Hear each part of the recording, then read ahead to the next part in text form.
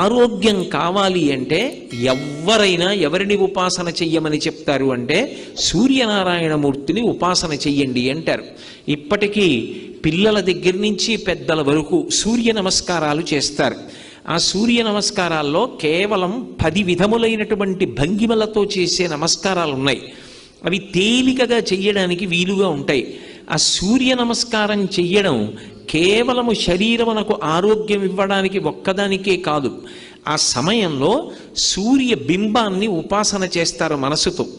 ఆ ఉపాసన చేసిన కారణం చేత దృష్టి నిలబెట్టడం కూడా అలవాటు అవుతుంది. దృష్టిని కేంద్రీకరించడం, ఒక విషయాన్ని పరిశీలిస్తున్నప్పుడు, ఒక విషయాన్ని చదువుతున్నప్పుడు, ఒక విషయాన్ని వ్రాస్తున్నప్పుడు దృష్టిని దాని మీదే కేంద్రీకరించగలిగినటువంటి శక్తి దేని వలన ఉత్పన్నమవుతుంది అంటే కేవలముగా ఆ సూర్య నమస్కారముల యందు